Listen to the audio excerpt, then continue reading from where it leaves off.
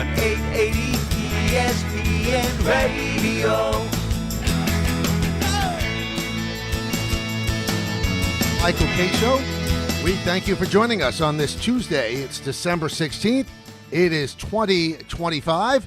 Me and you for two. Those are the rules of engagement. The fastest 2 hours in sports talk radio begins right now. Now, I don't know about you, but I can honestly say that I am excitedly looking forward to tonight's NBA Cup final from Vegas between the Knicks and the Spurs. Now, I know it's a contrived event. It's out of the brain of Adam Silver. I get that. But what it has done, it has given an important thing for the players to play for, to ramp it up and give their best. Because in an 82-game season, there is a lot of downtime. There's a lot of, another game, another day. But these are games that carry some import. Now, whether it's frivolously made a talking point because there was never a cup before 3 years ago, that's one thing. But it does mean something to the players. So if you get to this game, I think it's like $212,000 per player and coach. But if you win this game, it's over $500,000. Now, you could say, well, what does that mean to an NBA player? Money is money. $500,000 would mean a lot to Warren Buffett, and he's got billions. So to just slough off the fact that $500,000 doesn't mean something, well, I think you're being disingenuous. Now, obviously, we look at it and go, well, shouldn't they be playing for championships? Well, there's no championship to play for until June. So until then, you take any contrived thing, and if you can make it important, you make it important. Coaches sometimes seek out bulletin board fodder to make a nothing game seem important. Well, this is not a nothing game. In fact, the only thing that's nothing about it is it doesn't count toward your record. Every other game leading up to this in the NBA Cup does count toward your record. But both of these teams, the Spurs and the Knicks, are going to be playing 83 games this season. But this one does not count toward the standings. But it does count toward a quote-unquote championship. So we're going to get the best of both teams. Because if you go this far and you've been in Vegas this long, I'm telling you, they want to win this game. Each team wants to win this game. So I like that. I like the fact that about a quarter into the season, you're looking at a game that actually means something. And if there was no NBA Cup, these games wouldn't mean anything right now. It'd just be another step in the long journey of the regular season of the NBA, which sometimes becomes monotonous. Not monotonous tonight. I want to know, are the Knicks... I've actually heard people in the last couple of days, I don't care about this. I'm not even going to... Why? Why? You'll watch a Knicks-Charlotte game, but this one you won't watch. Now, you can. The argument that you could make is, well, if you don't have Amazon Prime, it's only on Amazon Prime, but you can listen to it right here on ESPN New York. But, okay, if you don't have Amazon Prime and you don't want to buy it for this game, that's fine with me.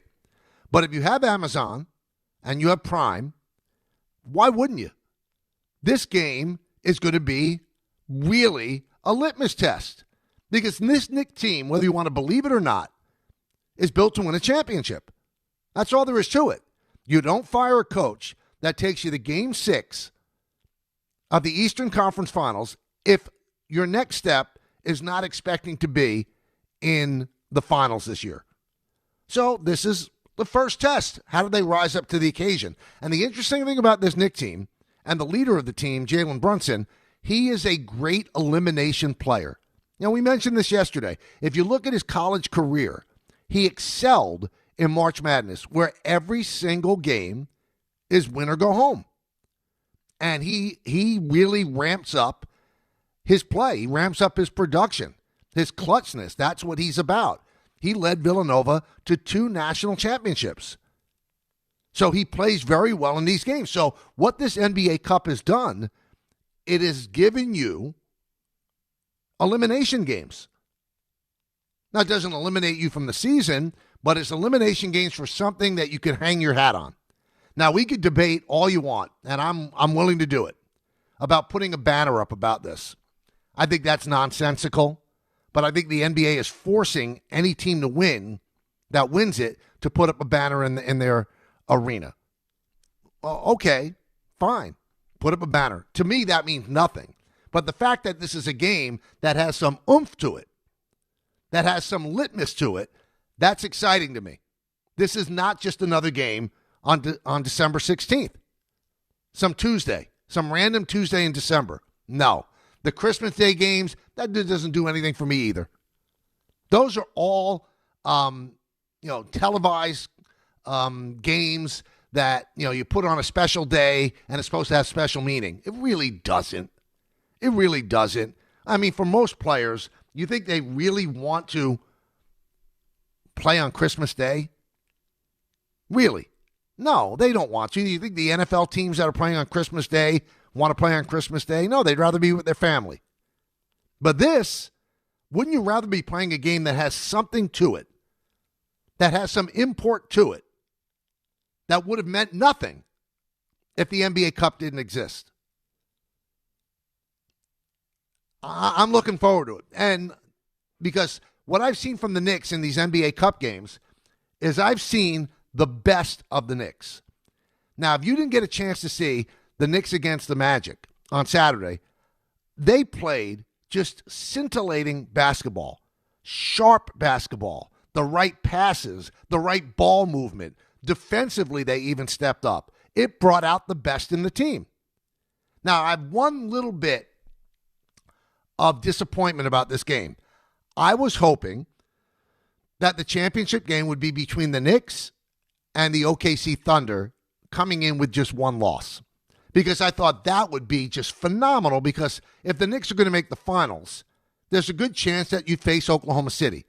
Now, Oklahoma City would want to prove its championship timber by knocking off the team that they might face in June. But unfortunately, Oklahoma City lost its second game of the year on Saturday when the San Antonio Spurs beat them. But that's not the worst thing in the world, because now the Knicks have to deal with the unicorn by the name of Wemby. What is he going to bring to the party? How are they going to stop a 7'4" guy? The funny thing is that the two major stars on the teams, Jalen Brunson and Wemby, couldn't be more different, and they're not going to be playing each other. I mean, if you see Jalen Brunson at any point trying to defensively cover Wemby, something went terribly wrong. Now, Wemby might be in the paint when Jalen Brunson gets down there, might swat away a shot or two, and that'll be interesting to watch, because never has Jalen Brunson's lack of height impacted his ability to score. He works angles and uses his weight and his body to get off shots that you don't think he could get off.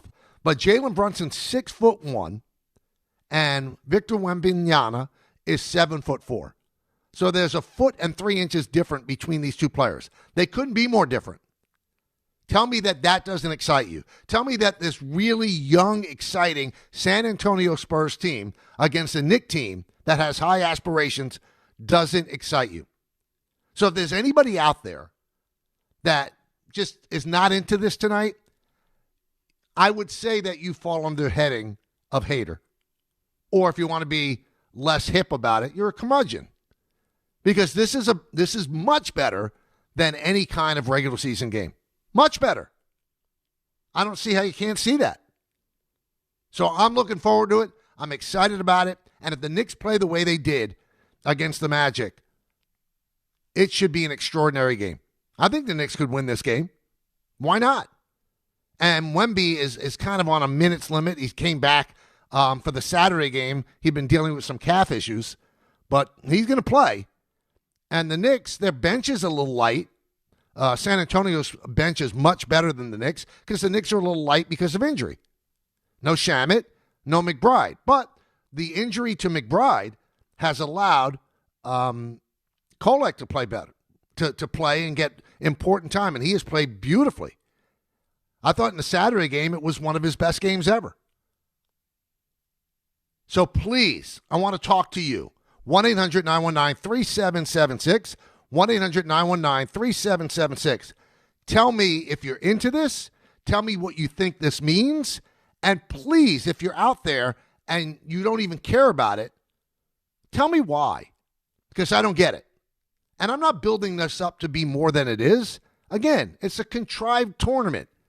And it was something that Adam Silver and his broadcasting committee could sell as an added incentive to Prime. And that's exactly what they did. So we'll see. But I think it's going to be terrific. I really do. And I'm looking so forward to it. My son and I have made plans. We're going to be right in front of the TV, got the chips ready, the whole deal. We are going to enjoy this. I think you should too. And again, this is not a referendum on, why are these games on streaming services? Why do I have to get these streaming services? I get it. I understand it. Everything in the world is expensive. I do. And if you don't have Prime, I'm not telling you to go out and get Prime now so you can watch the NBA Finals Cup. Not saying that. But I mean, if you do have, Amazon packages delivered to you and, you get the free delivery, you kind of get Prime for free.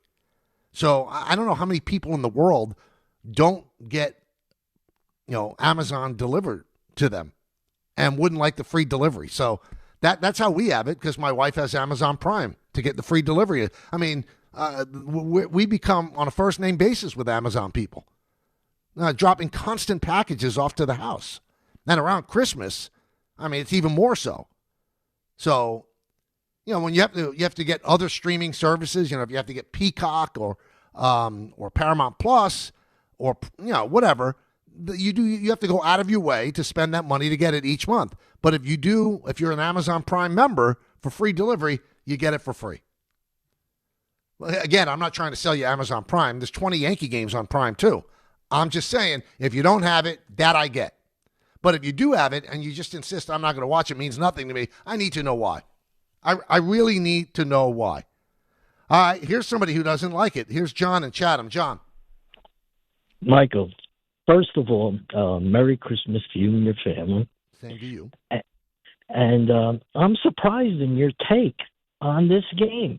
Just because the NBA creates this fake Fugaze tin cup, we're supposed to be so excited. In the Post, they had to break down, going player to player, breaking down everything like this. I had to open up the window to see it. Is it springtime? Are these the playoffs, or what's going on here? Stefan Bondi, the Post writer, he's in favor of raising a flag to the rafters. I think the Christmas Day games are much more exciting. I think the players are into it more. The players are getting $550,000 to win this. You can't say it doesn't mean anything. Cat making $50 million a year. You think he cares? Oh, okay. You don't think if a guy makes $50 million a year means he takes home $25 million? You don't think $500,000 means something to him? Yes, of course it means something to them. But, Michael, I just think they're bored millionaires, and this is still an incentive. But that's exactly my point. That's exactly my point. So if it was just a Tuesday game that meant nothing against the Spurs, it wouldn't have the same competitive juices. Competitive juice to it. It just wouldn't. This does. The players are playing for something, and I think that they've bought into the fact that winning this cup means something. I think they have to cut the season down because I really think they're bored. But John, if they cut the season down, they cut their pay down. They're not that bored. They're not that bored. You're not just going to cut the season down and go down to 72 games and take 10 games off the schedule and expect the owners to pay you the same amount of money. So you're proving my point, though. So you're saying they're bored. Well, this game means that they're not bored. It's something in the middle of a long, long season that actually means something. Even if it's contrived to mean something, it means something more than it does a regular Tuesday game in December. It just does. So I'm looking on X right now. I shouldn't even address this. So TMKS Burner, who I absolutely have no respect for and despise, okay? I do. He's the most negative human being of all time. I have no use for him. I don't even want him to call in. And I've told them a million times, please don't listen to the show anymore. You don't enjoy it, or you're a contrarian. Don't partake in it. There's other shows to listen to. But he just sends this out. Real Michael K., you really blocked me from your YouTube chat. LOL, you old cowardly clown. Only K sycophants are allowed in the chat. Hey, you loser. I have nothing to do with that chat. I didn't block you from the chat. Absolutely. You could say you're inane nonsense on the chat. I had nothing to do with the chat. I'm sitting here. I don't even have the chat up. So I don't know what kind of hate that you put on there. Ray, if you block this clown, okay, unblock him because he thinks it was me. So if you did block him, he's probably writing nasty, vitriolic things, and I don't care. But don't you dare come at me and call me a cowardly clown. You are a loser. You listen to a show that you despise. There's something wrong with you. So please, if anybody within our company block this clown, okay, unblock him. Let him say his hate. I just don't want him on the show because he brings everybody down. He looks for negativity. But think about this, everybody, as we approach the Christmas holiday. This is a guy who disagrees with everything I say, who thinks I have an agenda at every single walk of life, right? And every single day from 1 to 3, he listens to the show. So what kind of lunatic does that? Really? Who does that? Why is he doing it? So if he's in fact blocked on the YouTube chat, which I don't even know how to get to the YouTube chat. All I know is how to get onto YouTube, to get my visual on. I don't have the chat up. I have no idea. Ray looks at it. But if you think that I would waste the lactic acid to go to my computer and block you, who I have no use for and no respect for, you're out of your mind. Out of your mind. I don't like you. I don't want you to listen to the show. I don't want you to listen to the show. You shouldn't listen to the show for your own mental well-being, but I had nothing to do with blocking you on the YouTube chat. So please, get off and do it. Make yourself happy. Please yourself. And say whatever vitriolic nonsense you want to on YouTube because I had nothing to do with it. And if it has been done, I'm telling the people that did it to undo it. I had nothing to do with it. I don't occupy my time with you because you're insignificant. You're an insignificant pimple on my ass. That's what you are. So don't call me a cowardly clown. Somebody like you, I'm not afraid of. Real things in life I'm afraid of. People getting sick and stuff like that. But you, a guy who has no life and listens to a show that you hate, that's not somebody that I'm afraid of. So don't call me a cowardly clown. Let's go to Steve in Chappaqua. Steve. Mike, you are absolutely the best. I love your take on things, and I absolutely love this in-season tournament. Soccer has been doing this for decades. They have in-season tournaments. And basketball, if they have a problem, they confront it. If there's load management, they say you have to play 55 games to qualify for postseason. To juice up the regular season and in-season tournament, every single team starts from 0-1. Everyone has a chance. I think it's terrific. And the team that goes all the way, they've actually accomplished something. They've learned how to play with stress, how to win. It builds their confidence for the regular season. I think it's terrific. So I see. I'm thinking right along with you, Steve. I don't understand anybody like our previous caller, John. It doesn't mean it. It does mean it. It means more than a regular season game. They've created it to mean more than a regular season game. And if you think for 1 second that $500,000 doesn't mean something to someone, that's all the players have been talking about. And the NBA knew in order for this to mean something, they had to have a financial incentive to it. And just because a guy makes $50 million doesn't mean that $500,000 doesn't mean something. It just doesn't mean that. And how about the other guy? You think it means something to the coaches? You think it means something to Tyler Kolek? Okay, so Josh Hart makes $20,000, which means he takes home about $11 million or $20 million. So he takes home about $11 million. So $500,000 doesn't. You're crazy. Again, you're all drunk with the amount of money that's out there in sports, and we understand that it seems beyond our comprehension, and it is. But the bottom line is this: $500,000 is $500,000. You take the richest man in the world, and he's not going to sneer at $500,000. We were just talking about Amazon. You think that Jeff Bezos would sneer at $500,000? And he's got billions. That's silly to think that way. Silly to think that way. Let's go to Dove in Boston. What's up, Dove? Hey, how you doing, man? It's good to talk to you. Thanks for calling, man. It's my pleasure. I wanted to call it some like mild positivity on the NBA Cup. It's definitely been a process. Like, I've been somebody who's sarcastically poked fun at it over time this season too. Like, oh, it's an NBA Cup game, And my wife has said to me, watch out, you make fun of it. She said, but pretty soon you're going to start caring about it. And I'm not going to say that I'm like over the moon caring about it like I do a title. That's not true at all. But I love watching this team play basketball. I love these players. And I think that there's a lot you can take away from it. Do they care about their bench players? Do they care about playing for their bench players? How do they handle pressure in a different kind of situation? How do they handle the national attention? There's a lot you can take from it. And, just like, let's go Knicks. Like, let's go win a game. Let's go watch Brunson own the league. Like, I don't know why people are hating on it. Yeah, I don't get it. I could say, okay, if you're like, I could take it or leave it. Okay, I understand that.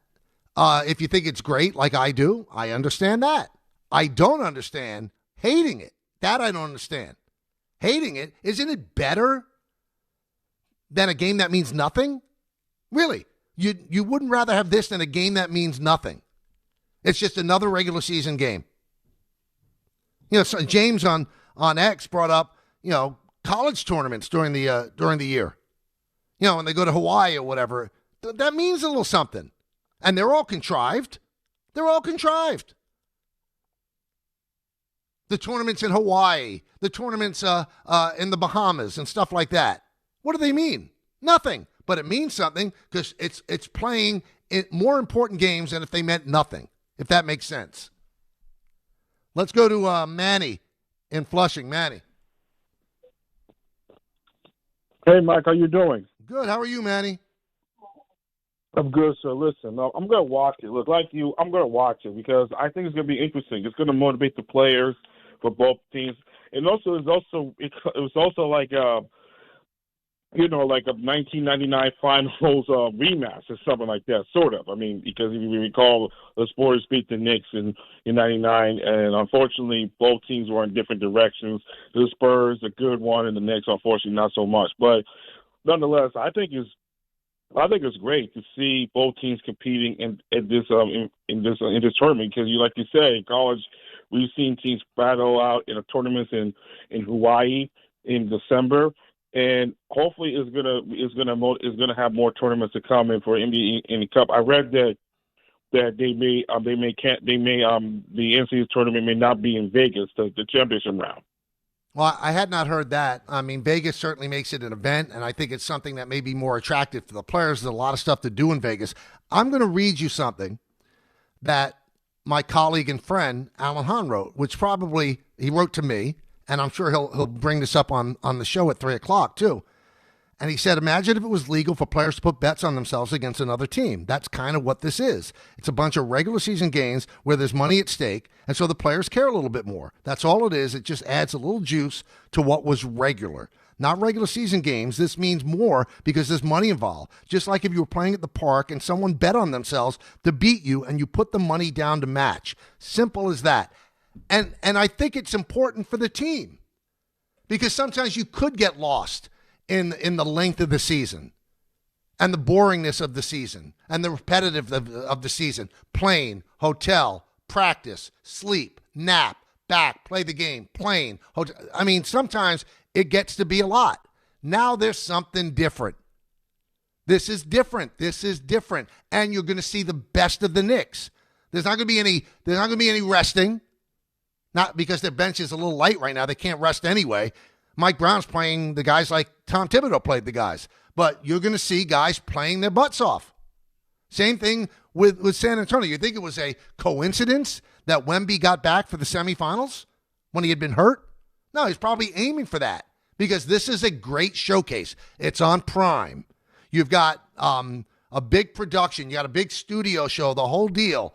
This is a bigger deal than any other game on December 16th. And again, if you don't care or you think it's bad, that's a you problem, man. That's all it is. It's a you problem. It comes down to there's something in you that you don't enjoy things that could be enjoyed, if that makes sense. Because I'm going to enjoy it. I think it's going to be terrific. I think it's a great test. It's a test of two good teams, where they are right now. You still got a lot of season to go. You got the trade deadline at the beginning of February. This is a nice way for the organization to see where they are in a big game. They wouldn't have had it if there wasn't this contrived NBA Cup. This would have just been another game. They wouldn't be in Vegas. They'd probably be in San Antonio or in New York City. It wouldn't have been a Vegas thing. It wouldn't have been hyped as a cup. There wouldn't have been some kind of presentation at the end. And there wouldn't have been a $500,000 check if you won. $500,000 to $200,000. That's a nice little leap. That's the way you have to look at it. So, obviously, a lot of people want to talk about it. The lines are jammed. We'll get to you in just a moment. It's the K Show. We'll go until 3 with Don, Hahn, and Rosenberg take over right here on ESPN New York. Tuesday with Don, Hahn, and Rosenberg. Will the Knicks win the NBA Cup tonight? Anytime you can play in a championship game, you embrace it, you relish it, because it doesn't happen but every so often in your career. And so to win it, it'd be an unbelievable feeling. And what will the Mets and Yankees' next moves be this offseason? Don, Hahn, and Rosenberg today at 3 on ESPN New York and streaming live on YouTube. New York Presbyterian treats more heart patients than any other hospital in New York. From common to complex conditions, our cardiologists and heart surgeons are pioneers in advanced heart care, leading the way in minimally invasive treatments for faster recovery times. Find a doctor at nyp.org/heart. Stay amazing. New York Presbyterian. New York Presbyterian Hospital based on U.S. News and World Report 2025 to 2026 Cardiology, Heart, and Vascular Surgery Rankings. New York Lottery's holiday scratch-off games are the perfect gift for everyone on your list. Like me, your Aunt Jules. I told you I didn't need a gift this year, but I secretly really want one. Or me, your neighbor Frank. I hope you didn't forget I'm coming to your holiday party tonight. Or me. Why does no one ever think of the voiceover guy? Anyway, New York Lottery's holiday scratch-off games have more winners and top prizes up to $5,000.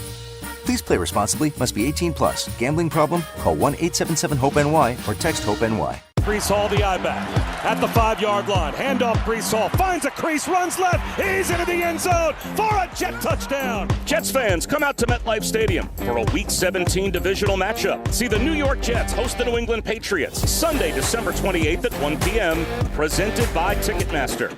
Lock in your seats now at nyjets.com/tickets. Once again, that's nyjets.com/tickets. Discover a driving experience crafted to inspire. At Garden City Mazda, exceptional design and sophisticated performance come together during the Mazda More to Move You sales event. Lease the 2025 Mazda CX-5 for just $229 a month at Garden City Mazda.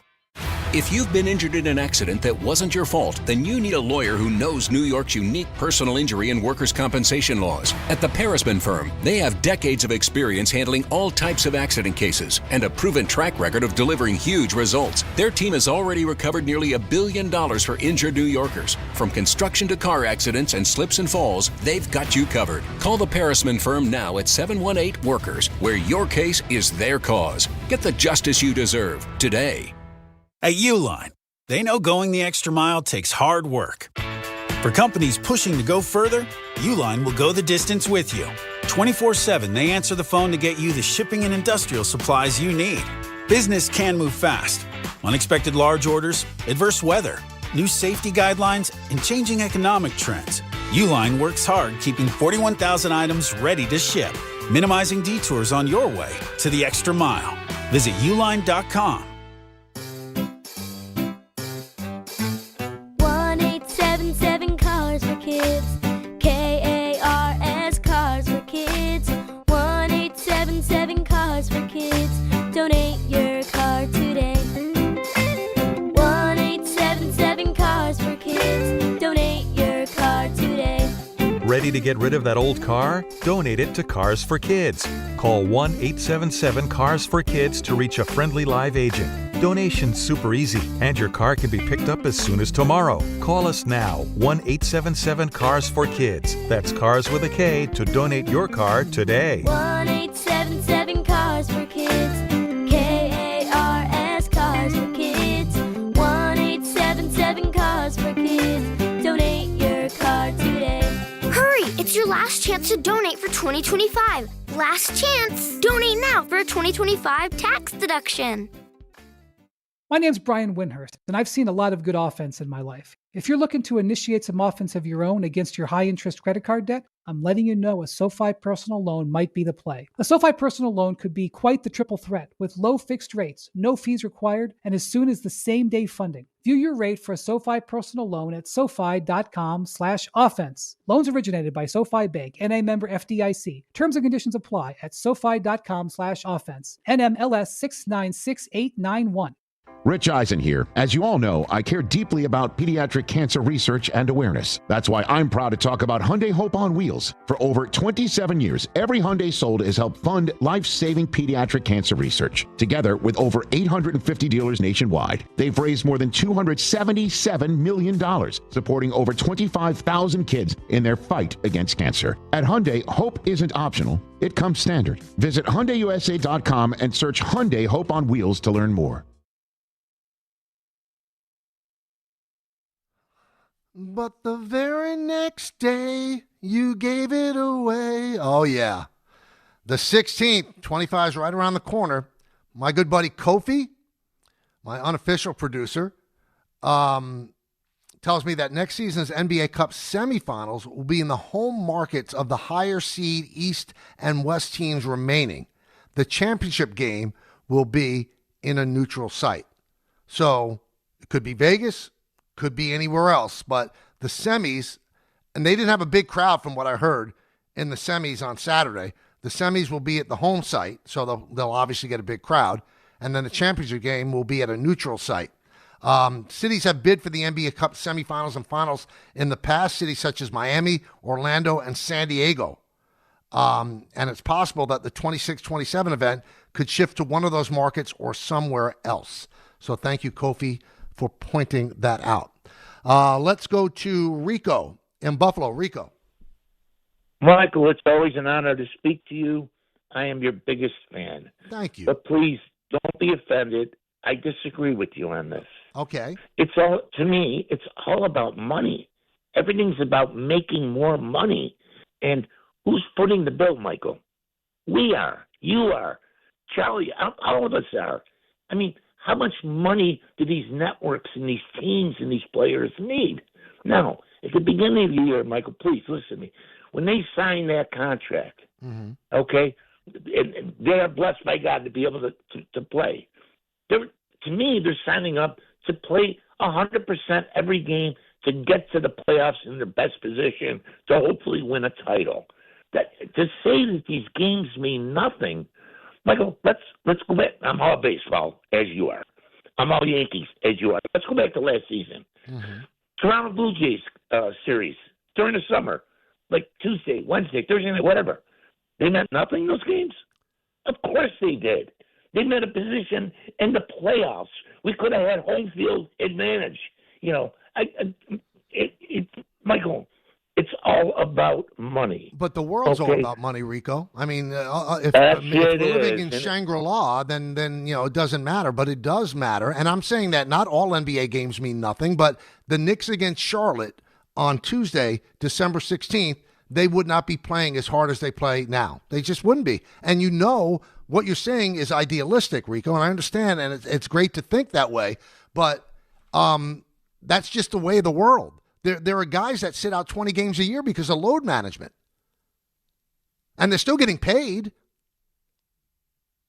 So if every game meant something big, then maybe they wouldn't rest as much. And this game does mean something, and means something because of the extra money. I mean, you can hand out any kind of a convoluted trophy that you want, or put up any banner, force-fed that banner up to the rafters of the arena in which you play. I don't think that would move the needle all that much. It would move it a little bit, that there was a quote-unquote title on the line. But I'm telling you, the money makes it mean more. And if that's insulting and distasteful to you, I get it. I understand it. But, man, check out the world. It's all about money. It's all about money. Let's go to Mel in New Jersey. Hey, Mel. Hey, good afternoon, Mike. Good afternoon. How you doing? Life is good. And yourself? Good, thank you. You're welcome. That's good to hear. So, man, I like to say this Wemby, anytime Wemby step on the court is much-watched TV. And credit to the Knicks. You know, they're the second seed in the East. Most times when you turn on a Knicks game, especially if you catch it at the beginning, you're going to be entertained. They're playing great basketball. True. Even the last game with the Spurs, we didn't, OKC they only lost one game, but, we got to see them bleed, So this game is going to be entertaining just for the simple fact that you get to see Wemby, and the Knicks are playing great basketball every night, not even just tonight. Most games are entertaining for the Knicks. You know what? I like the way you put it, because Knicks and the Spurs, to me, would be a game that I would watch because of Wemby and the way the Knicks are playing right now. So then add the fact that this means an awful lot to all of the players. And it's going to just ramp up the competition level. It just is. And I know we don't want to face the truth. Well, they should play hard all the time. They make a lot of money. Yeah, in a perfect world, that's the way it would be. And when the Yankees play the Blue Jays, as you mentioned, as Rico mentioned, that does mean something. Every game means something. The Yankees they had to play a wild card game because they didn't win one more game. It could have been any game. Could have been those games against Miami. Could have been a game in mid-April in cold weather. One more win, they would have had 95, and they would not have had to face the Red Sox, who they just got by. But when the Yankees play the Blue Jays, and the Yankees play the Red Sox, and the Yankees play interleague games against the Dodgers and the Mets, they're amped up a little bit more for the competition. But you can't tell me that a Yankee game against the Chicago White Sox, the way the White Sox are configured right now, they're playing with the same intensity as they are in games that, against a rival or a division rival or anything like that. But you're right. Every single game means something. And they should know that, because it means something for tiebreakers, getting into the playoffs, seeding, and all of that. Get it, got it, understand. But that's hard to explain to a player on a cold night in Milwaukee on December 28th. It's just tough. I think a lot of it is ego with the players. So when there's great players on the team, like if you play Milwaukee and Antetokounmpo is back, yeah, you want to play against the best and show them that you're great. But in a nondescript game against a team that's not going to make the playoffs, not going to make the play-in, you're not going to have the same kind of oomph to it. Let's go to Jim in Staten Island. Jimmy. Hey, Michael. How are you? Long-time listener, first-time caller. How are you? Welcome aboard. I'm great. How you doing? I saw your buddy Don LaGreca at the Devils game a couple of weeks ago. I got a picture with him, and he's doing the games over there. So it's hard to believe he went from Ranger blue to Devils black and red, but apparently he made the leap. Yeah, well, he was always a Devils fan as a kid. But anyway, Mike, the reason I'm calling is that, I understand what you're saying, but here's a different angle to look. I worked for the Mets farm system down in Brooklyn, the Coney Island Cyclones, Brooklyn Cyclones. Right. And, you're making an excuse for these guys that pay big bucks, that, there's no juice in the game. Think about this then. If they can fix the prices on tickets based on who the team is playing, okay, who gets screwed in the end? It's the fan. It's the guy who's saving his money to take his kid to a game, say to see LeBron James. Oh, LeBron's going to sit down tonight. He should really rest a little bit. If it wasn't for the ticket prices and it wasn't for the fans putting their asses in the seats, okay, these guys wouldn't be getting $20, $30, $40, $50, $100 million to dribble a basketball or hit a baseball. Well, nobody's arguing that, Jim. My point is that this game means more because there's a made-up title and the fact that each player and coach gets $500,000. It means more. How could it not? But you're saying, they need incentive. Like you said, on a cold night, the guys aren't amped up and this and that. Well, what about the fan? I'm going to go see the Chicago White Sox play the Yankees, all right, sitting in cold weather. Shouldn't I get a discount on the ticket price? Hell no. You get where I'm going with it? It's like, I understand what you're saying, but we're talking real deal here. I mean, there's a real deal that some games are not going to elicit the same sort of competitive instinct in a player that other games would. And you're right, but they do have pricing that goes up. I mean, I read the other day that the Mets are charging a lot more money when the Yankees play them in spring training than they do for other games. They charge more for games that they think are going to mean more. And that's not right either, but that's the way of the world. them discounting tickets though when the guys aren't playing. You know what I'm saying? I know. You know, the Brooklyn Cyclones, those guys get paid nothing. And they won the championship this year. Nobody in the Penn League, nobody expected them to win, but they wound up winning. So it was something that they played for in their league. But if we're going to go and create tournaments and championships and titles mid-season, how about at the end of the football year, you take the two last place teams and have the toilet bowl? What about that? You know what? If that was going to be the way you decide who gets the first pick, I wouldn't hate it. But you're playing a game that you're incentivized to lose. So I don't know exactly why players would want to play in that. You know, it's an extra game, and each team would want to lose to get the first pick. And you talk about the Brooklyn Cyclones as if they have nothing to play for. Every single player on that team wants to make the major leagues. They should be incentivized every single day to be playing out of their mind. Every single day to be playing out of their mind. That's their incentive. But once you reach the show, like in the NBA, again, I think we're sticking our head in the sand as if some games don't mean more than others. It's not a perfect world. We found that out over this weekend. We find that out every single day. This is far from a perfect world. There are realities that we don't like to face. One of the realities is players get up for certain games more than others. Is it right? No. They should get up for every single one. They get paid a great living. They've been blessed with a talent that few people in the world have. I get all of it. But they're also human beings. There's ups, there's downs. Every player is going to be up tonight.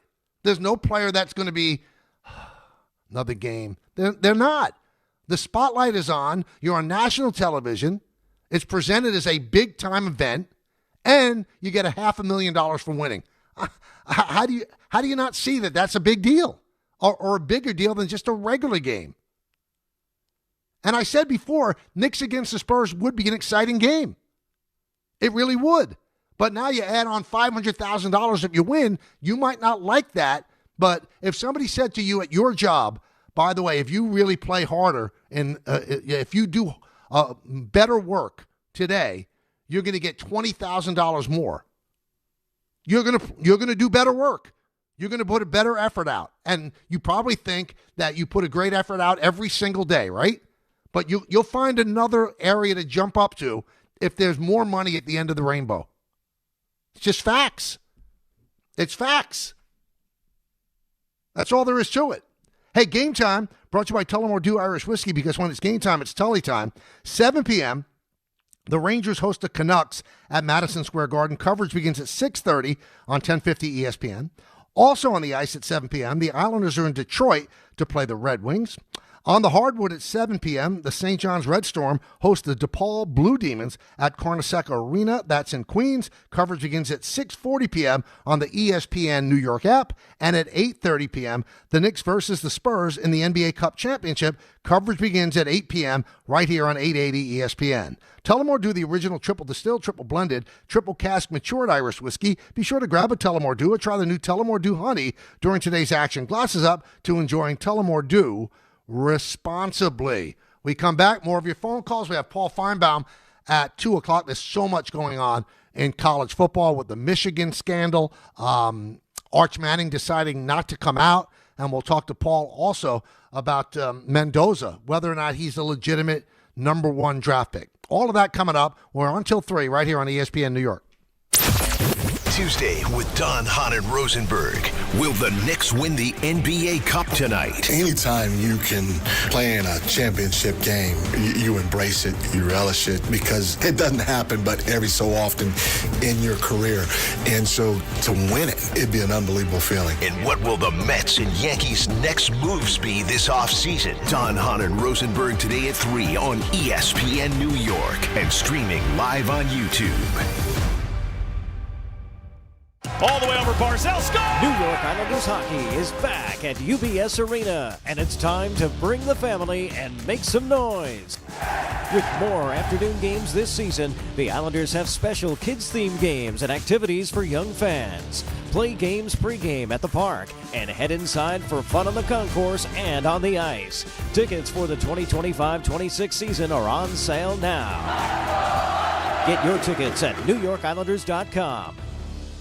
There are a lot of reasons why people buy at Ramsey Mazda. It's their selection, it's their customer service, and it's their savings. During the More to Move You event, lease a new 2025 Mazda CX-30 2.5S all-wheel drive for $159 for 36 months. Start shopping now at RamseyMazda.com. Choose wisely, choose Ramsey Mazda. Call 833-853-2970 for details. VIN SM839072. MSRP $26,690. Zero security deposit. Ends 1/2/26. The holidays are here, and Amazon Pickup is your MVP of package pickup. Need that perfect gift like a brand new jersey for the big game? With Amazon Pickup, you can grab your order from secure Amazon lockers or counters near you on your schedule at no extra cost. It's fast, it's easy, and it keeps your holiday surprises tucked safely away. So whether you're running from work or heading to the holiday party, Amazon Pickup makes holiday shopping worry-free. Find your nearest Amazon Pickup location at amazon.com/pickupmvp. That's amazon.com/pickupmvp. For over 100 years, Slomin's has been your trusted partner in comfort. When it comes to home heating oil, we deliver more than just quality fuel. We deliver peace of mind. With price protection, automatic deliveries, 24/7 service, and up to 30 days to pay your invoice. Our dedicated team is just a call away, ensuring you stay warm and comfortable all winter long. Slomin's, New York and New Jersey's largest heating oil provider, proudly serving our community for generations. Give us a call today at 866-GET-HEAT or visit oil.slomins.com. When you're streaming Stranger Things on Netflix, Hurry! Okay, wait! Shh! Don't take slow for an answer. Switch to Optimum Fiber for the fastest, most reliable, and most consistent internet speeds, starting at $25 a month. And this holiday season, get Netflix and so much more on us. Call 888-4OPTIMUM or visit Optimum.com today. Whoa, did you see that? Optimum, don't take slow for an answer. Netflix subscription required. Terms apply. See Optimum.com for details. Why do you go to Princeton Longevity Center? We go to Princeton Longevity Center because my husband's cardiologist told him having this exam saved his life. Because somehow 20 turned into 40, and now I need to take my health more seriously. The Princeton Longevity Center designed a program to keep me healthy and active, so 50 and 60 will be no sweat. Because even though my cholesterol is high, it turned out my arteries are clear. That's a big relief. Whether you want to make the most of your future years or just want peace of mind, you need the Princeton Longevity Center. Their comprehensive preventive exam combines the latest technology with caring experts to create your personal plan for staying well. Because I shouldn't have to wait an hour for a 10-minute physical. I go to Princeton Longevity Center because I get everything done in one day and take my results home with me. Find out why you need Princeton Longevity. Call 888-8000-PLC or go to PrincetonLongevityCenter.com. Call 888-8000-PLC. That's 888-8000-PLC. Target's last-minute deals are here, right on time to get you holiday ready in no time. Snap beauty gift sets for every style, the hottest toys, can't miss entertainment, crowd-pleasing candy, and much more. All under $20. Whether you're hosting or welcoming surprise guests, you'll be ready for all of it for less. Grab them now before they're gone. Last-minute deals under $20. Happening now, only at Target. Restrictions apply. At AT&T, we guarantee our network so you can talk college football with your BFF while taking Buster to the vet. Hey, yeah, I can't believe he ate the whole thing of chicken wings. And I can't believe we're staging a comeback. Touchdown! Yes! Staying connected matters. That's why in the rare event of a network outage, you'll automatically get a bill credit for a full day's service. For wireless downtime lasting 60 minutes or more caused by a single incident impacting 10 or more towers, must be connected to impacted tower at onset of outage. Restrictions and exclusions apply. See att.com/guarantee for full details. From the regular season to the Super Bowl, ESPN New York is your destination for football. We've got crazy fans. If the Giants somehow beat the Cowboys, I'm going to take a dump on your head. You can feel good because you're a damn football team. Expert analysis. Marcus Spears joins us now. ESPN NFL analyst Damian Woody. Mel Kiper Jr. The Hall of Famer Steve Young. He's kind of our resident general manager, Louis Riddick. We got Mike Tannenbaum right now. And all your fantasy and wagering needs. This is ESPN New York. We are football.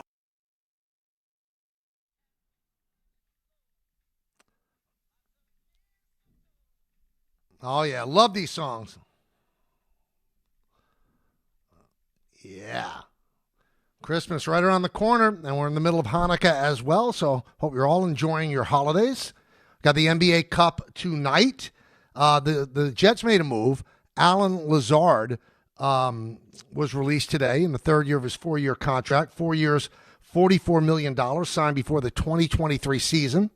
And for all that money, for the $33 million, they got 70 catches, 911 yards, 8 TDs. That's in 36 games. This year in 10 games, 10 catches, 70 yards. So it's the gift that keeps giving, Aaron Rodgers. That's it, because Alan Lazard was signed because of Aaron Rodgers. That's what it comes down to. And it'll be interesting to see, does Lazard now hook up with the Steelers, who beat the Dolphins yesterday? And by the way, I feel I've rebounded for you people. I really have. 2-pack for sure. This week, 2-0. Very happy. I had the 49ers giving 12.5, and they just covered by a half point. And then I had the Steelers giving 3, and they won, I believe, 28-15. So back on track, over 500 for the year, and thinking about what picks I'm going to have this Friday as well. 1-800-919-3776. Let's go to Mo. He's in Jacksonville. What's up, Mo? Hey, Mike. I just wanted to say, don't pay attention to those negative people. I promise you'll live longer. I am actually pro the NBA Cup. I think it's a real good in-season tournament, so to say. I know one of your callers recently compared it to what the European soccer leagues have. Right. So I know that it's an additional trophy that a team could win, because we know at the end of the year there's only one NBA champion. So if this is an opportunity for like a mid-tier team to win it, they can look back and say, we had a successful season. Although we didn't win the NBA championship, we won the NBA Cup. I just wish the NBA would maybe implement additional, benefits of winning it, maybe getting a better seeding, come playoff time, or you get more ping pong balls or something like that, during the NBA draft, something like that, just to provide more of a benefit to winning. Well, you know what? I don't hate that idea, and one of the things that would be easy to fix, as I mentioned, this game is for the NBA Cup. It doesn't count as one of the 82 games that they play. So if you actually counted it as one of the games that they play, then you would hold the tiebreaker if you won, because you'd have one more win in a game that other teams can't play. And if you lost, you'd have one more loss than other teams can't play. That might be a way to fix that as well. It's just odd to me that it doesn't count per se. They want it to count, but it doesn't count. Now, one thing I would disagree with Mo about, if you don't win the championship, you can look back and go, we won the NBA Cup. Well, no, I wouldn't. Then it means nothing. Because once it's in the rearview mirror, it means nothing. You move on and you play. Or you have that, Fugaze banner hanging from the rafters, whatever the case may be. But, if you don't win if the Knicks don't win a championship this year and they win tonight, that's not like a consolation prize. You don't look back and go, well, at least we won the NBA Cup. So there have been 2 previous NBA Cups, Lakers and the Bucks. And neither team won the championship. So I don't think they look back at those seasons and say, well, at least we won the NBA Cup. Once it's in the rearview mirror, it's done. It served its purpose. It was an important game, a more important game than just a quote-unquote regular game. But once it's over, it doesn't mean anything. Now, if you win the Cup and you win the title, great. Have 2 parades if you'd like. Let's go to Jose in Connecticut. Jose. Hey, Mike, what's going on? Yeah, I'm good. So you kind of took a little bit of what I was going to say just on the last call. So, I'm with you. I do think the NBA Cup has potential. I do care a little bit. I'm starting to care now, as it gets to a close. But I just had a couple. I had a couple of ways that the NBA could make it better. You mentioned one, right? The first one was that it has to count on the record. It feels weird that we're going to watch a game and it doesnn't count. It feels weird. The stats don't count. The record doesn't count. That's kind of weird, and that they need to figure that out. The last caller made up a good point, which was my second point, was that I don't care that they get paid more money. I could care less how much extra the players get, but I would care if it was a draft pick, an extra first rounder, or something tangible the fans can say, damn, we got an extra pick, And then my last point was, when you think about it, is they need to stop spreading these games out. It feels weird, just a random NBA Cup night. And there's, make it a 2 or 3 week thing so we know it's an NBA Cup, New Jerseys.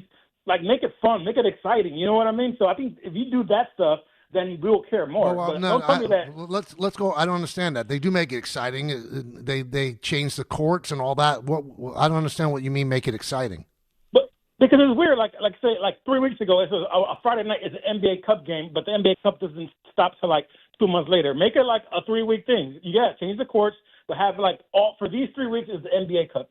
So then now we could be more invested. When you spread it out like that, that would be difficult to do because the teams that are eliminated then wouldn't play for 3 weeks. You wouldn't want to have other games going up against them, right? Well, you're still playing because you're starting with the pool play, right? You do the pool play first, and then you do the last quarterfinals, and you can still have the players' consolation, games. Maybe they get something, but I mean, just it's ideas. I just think that they can improve it, and we will care even more than we do now. You know what I mean? Well, I mean, maybe that would make the fans care more. But like you mentioned, draft positioning and stuff like that. Well, how would that incentivize the players more? And like, would Leon Rose care more? Okay. So how does he relay that to the players to have them care more? They've done the smartest thing. The thing that's going to make players care the most is money.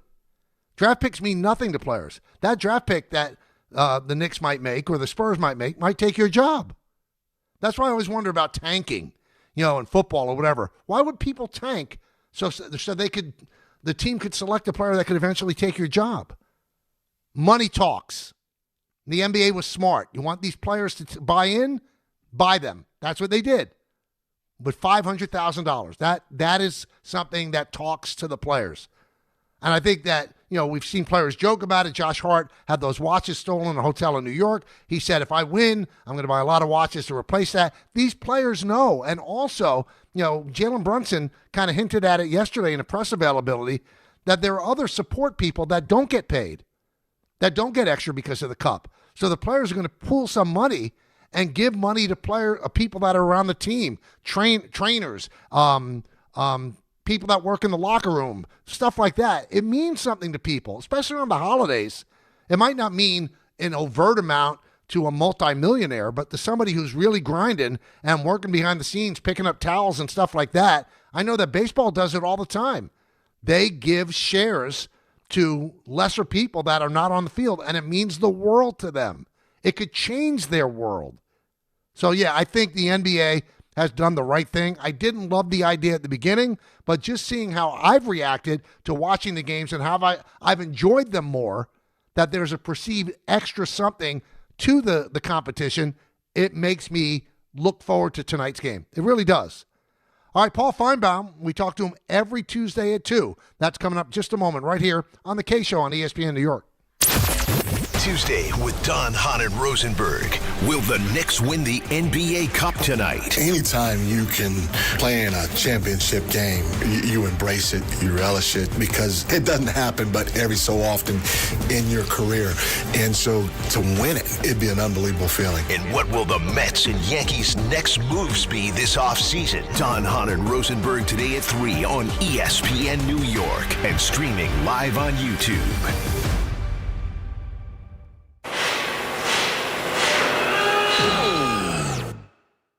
When equipment breaks down and operations come to a halt, every single second counts. So why is your maintenance team spending 60% of their time doing anything but turning wrenches?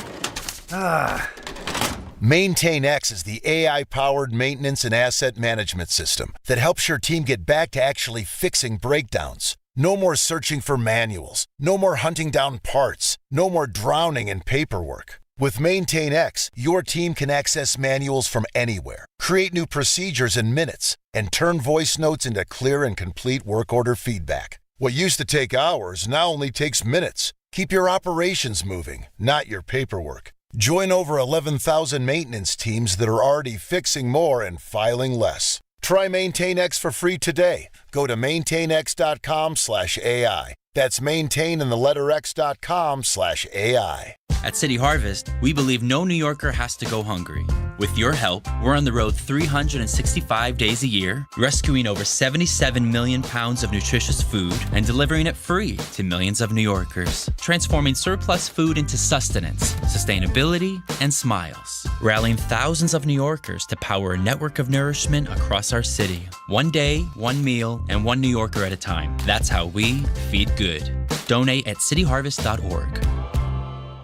8 680 ESPN, WHSQ, and WCBS-FM HD2, New York. A Good Karma Brands radio station. Listen up, New York. It's football season, and you should be out there enjoying every play, every tailgate, every moment. But if you're dealing with neck pain, back pain, joint pain, or sciatica, even getting off the couch can feel like a challenge. That's where Dr. Jay Shaw at Sandwell Pain comes in. He's one of New Jersey's top pain specialists, Ivy League trained, double board certified, and dedicated to getting you back in the game. Here's the difference. No surgery, no scars, no long recovery, no pain medication. Just precise, non-surgical, image-guided procedures that get real results. Dr. Shaw treats everything from neck pain, back pain, migraines, nerve pain, and chronic joint pain. And he builds a custom game plan that's right for you. Same day or next day appointments are available with offices in Woodbridge, Livingston, and Inglewood. And yes, most major insurances are accepted. So don't let pain keep you on the sidelines this season. Go to SandwellPain.com to call, text, or book online. Relief is closer than you think, and it starts today. This is Rick Brunson, the assistant coach from the New York Knicks. I'll be driving to our games this season in style in my new Jeep Gladiator from Princeton Jeep. My friends at Princeton Jeep gave me all-star treatment, and you can expect the same thing. Just mention I sent you, and they'll treat you like family. Princeton Jeep has tons of inventory and great deals on new vehicles. Visit Princeton Jeep at 1045 State Road in Princeton, New Jersey, or online at PrincetonJeeps.com and tell them Rick Brunson sent you. Getting more as a MyLowe's Pro Rewards member is easier than ever with the Lowe's app. Download it today and earn 500 points the first time you log in. Plus, your digital wallet helps you scan, save, earn, and access what you need to manage it all in one place. Download the Lowe's app and take advantage of your Pro benefits today. Lowe's, we help, you save. Valid 12/1/25 through 1/7/26. Offer valid for first login per organization only. Loyalty program subject to terms and conditions. Additional restrictions apply. Visit Lowe's.com/terms for more details. Subject to change. Feeling stuck on your own 10-yard line in the career game? Maybe it's time to just go for IT. My Computer Career has the game plan to score a rewarding new IT career in months. Whether you're a rookie, a breakout career changer, or a military veteran ready to serve. Why spend years chasing a college degree when you can fast-track your future in IT starting now? Take your mark, get set, go for IT. Take the free career evaluation at mycomputercareer.edu today. Financial aid is available to those who qualify, including VA benefits. Welcome back to the show, everybody. It is time now for the Paul Finebaum Report, brought to you by Bet365. We get to talk to our good friend Paul. Paul, how you doing? Michael, doing great. Just the usual craziness. Actually, college football this weekend, the playoffs, in case anybody forgot. Yeah, it's amazing. You have kind of forgotten with everything that's going on. Let's start with the situation in Michigan. You've been around college sports your whole life. This, to me, from the outside looking in, Paul, seems so dirty and so inappropriate. What's the feel you're getting from what happened in Michigan? 100%. And you have to remember, Sherrone Moore probably should have never been elevated when Jim Harbaugh left, but he had been the interim coach when Harbaugh had been suspended. He was the interim head coach when Michigan beat Ohio State, and that really matters. It's a bad situation. You've got an AD there who clearly looked the other way in elevating Sherrone Moore, who wasn't fit for this job. He's under fire now. You've got a very limited calendar in terms of getting somebody in. January 2nd, the portal window opens and people can flee, and they probably will. So they have the number one freshman quarterback in the country there as well, in Bryce Underwood. So there is a great deal at stake right now for this school, which is one of the premier schools in college football. All right, so I keep reading this stuff, Paul. I don't know, what to attach to it. Maybe you do. That Moore was doing this stuff, and they knew about it for a long time, and only after he lost to Ohio State and they didn't get into the playoffs did they decide to act on it. If, in fact, there's any validity to that, that is just, it borders on criminal. It does. Now, remember, this is a school without a full-time president, so you have a lack of leadership hierarchy.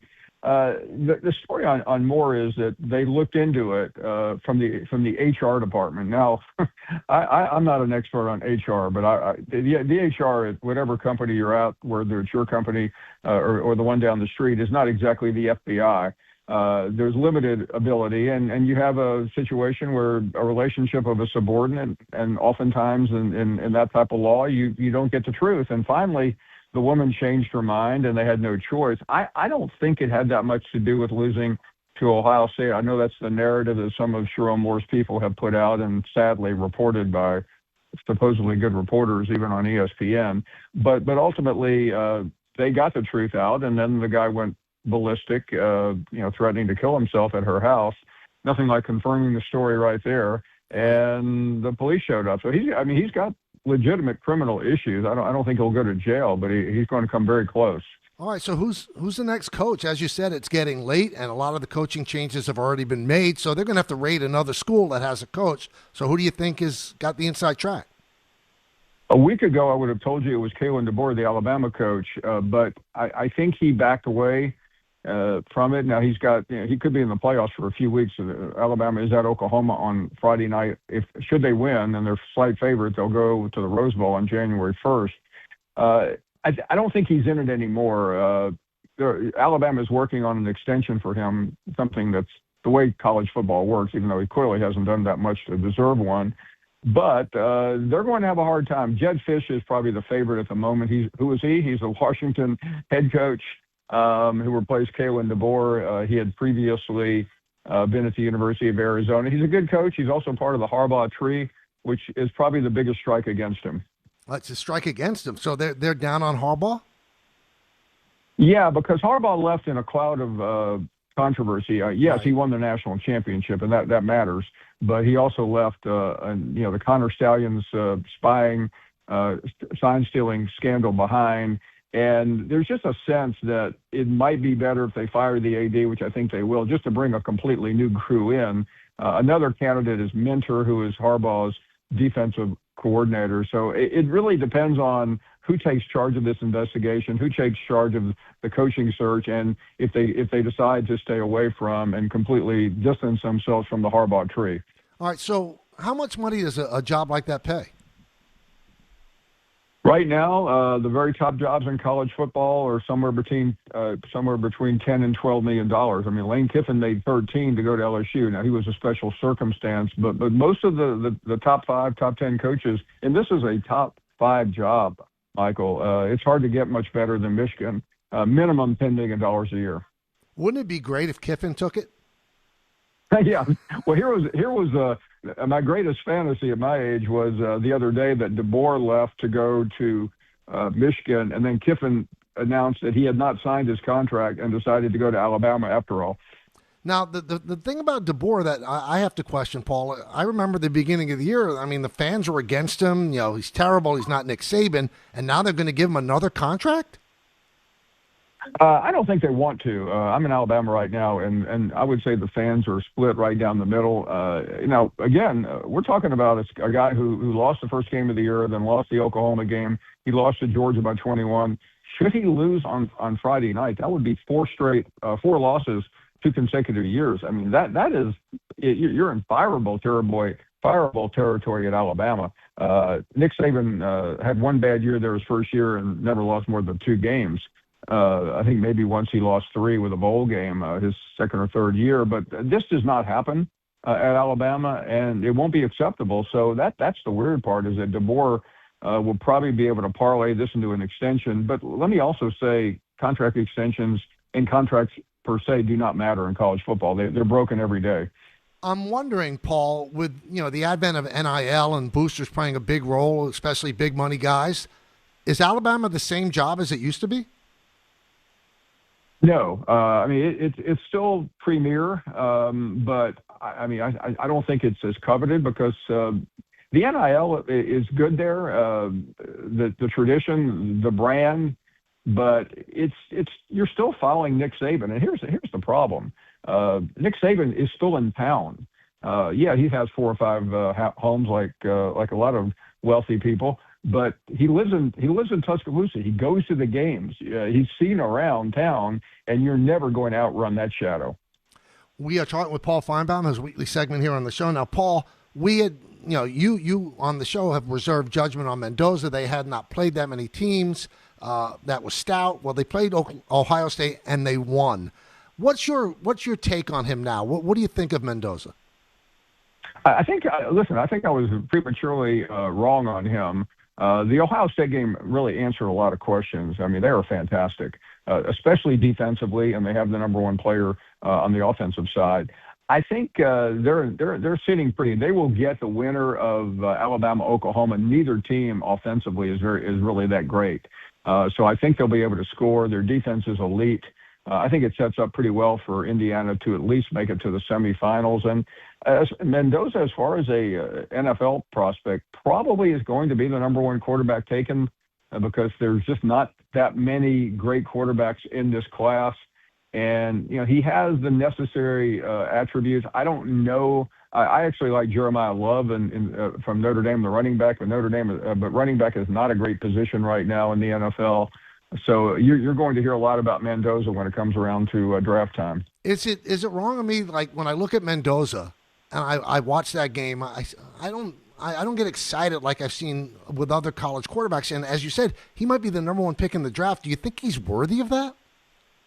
I don't know. To me, and you have to look around because I think this is a weird year for quarterbacks when you consider that going into the season, the top two quarterbacks were Cabe Klubnik of Clemson and Garrett Nussmeier of LSU, and they both had just disastrous seasons.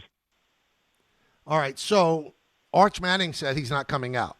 Now, Arch Manning, the way he finished the season, he comes out, there's a possibility he could be the top pick. You think he's making the right decision? I think this was kind of baked into the cake. Everybody knows the Manning tree, and I think the grandfather, Archie, and the father, encouraged him to come back for another year. Here's the problem for Arch Manning, and I was as guilty as anybody calling him a Heisman favorite at the beginning of the year. All that will come right back in July and August. Right. Nothing will change except Arch Manning now is seasoned. And if you can't wipe away the first 5 or 6, 7 games of the season, but the last 7 or 8, I mean, he was the best quarterback in the country. Now, Diego Pavia had a good year, but did not distinguish himself at the Heisman ceremony, saying, F the voters, then dancing at a club later, F Indiana, all that. Does that hurt his standing, you think? Does that make people look at him differently?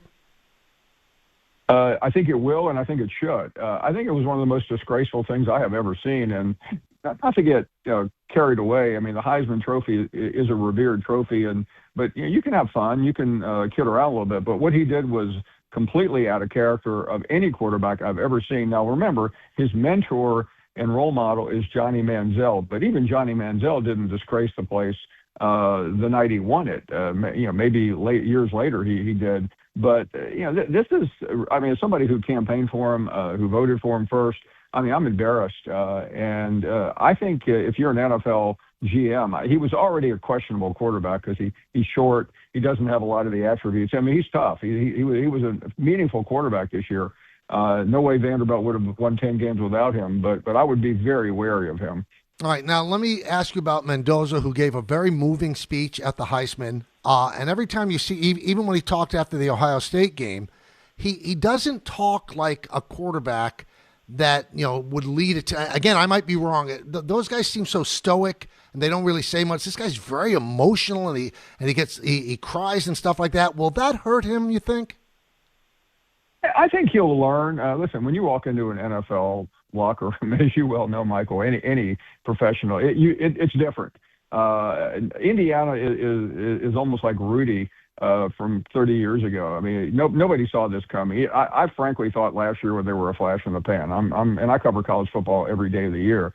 But Kurt Cignetti built a really great team there out of a lot of players that he brought over from James Madison, and then he used NIL and got some other players. But that will change. The first day you go to the NFL Combine, you're going to find out that the Boy Scout speech is not going to work anymore. All right, so the playoffs, as you said, start this weekend. Who do you have winning it? Right now, I'm torn. I think the two best teams, even though Indiana's number one, are probably going to be Georgia and Ohio State. I'd give a slight edge to Ohio State right now. I think they'll get through to the end, and I think Georgia, getting a bye will. Georgia beat Alabama by 21 points, and the game didn't even feel that close. They are clicking right now. They have Gunnar Stockton as their quarterback, who nobody wanted, by the way. And he's playing at an elite level, and so I think Indiana will get knocked out probably in the semifinals. All right, now Bill Belichick kind of cleans out his staff, so it seems like he's going to be back for a second year. Was that the problem, or is that they're just a scapegoat that he's throwing under the bus? I think, listen, it's Bill Belichick. He would, the only person he hasn't thrown under the bus yet is Jordan Hudson, his girlfriend, but that day is coming. But you think he'll be back for a second year? North Carolina's not going to get rid of him, right? I do. I don't know why he will, but I don't think it's going to get any better. I think Bill Belichick is just far removed. This is the Bill Belichick we saw his last 3 years at New England. I mean, I think the game had passed him by. He started cutting corners, according to some people that I know played on his teams. He had bad staff around him. This was the staff that he handpicked. He had plenty of time to put that staff together.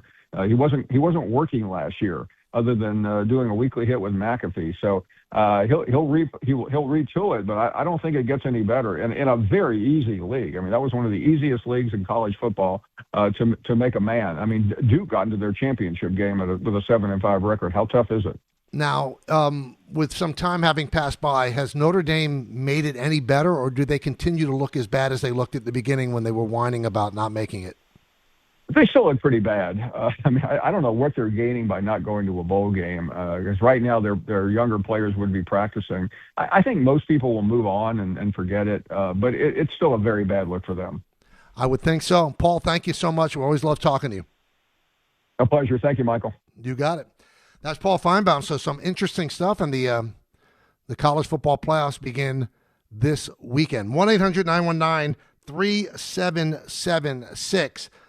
Quick foray into baseball. So there's a story today in the New York Post by Greg Joyce, who covers the Yankees, and I like Greg a lot, and I think he does a great job covering a tough beat. But he's saying that the Yankees are seriously looking at the Japanese pitcher Ame and Michael King. And, just from the outside looking in, the Yankees are loaded with pitching. Now, might they add another starter just to get them through that first month when Cole's coming back and Rodon's coming back? Yeah, but not somebody. I just can't see them doing it to somebody big money. I mean, I could be wrong. I'm sure that Greg has his sources, but I'd be stunned if they invested in a big money pitcher. Because you do have to consider, well, okay, what do they do when Cole is back and Fried is there and Rodon is there and Schlittler? And then you've got Warren. And, I mean, I know it's not sexy, but the Yankees signed back Ryan Yarbrough for this reason, to take some of those starts that the players coming back from injuries are going to miss in the first month of the season. So I know fans want a big splash. And, it's not a big deal to them that they re-signed Ahmed Rosario. But those are important moves to make your team complete. Well, I'll be here, and I will react accordingly if they do sign Amai and if they do sign King. I mean, I love Michael King.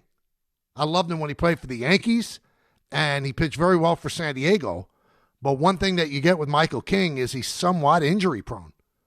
And are you going to give big money and a lot of years to somebody that's injury prone?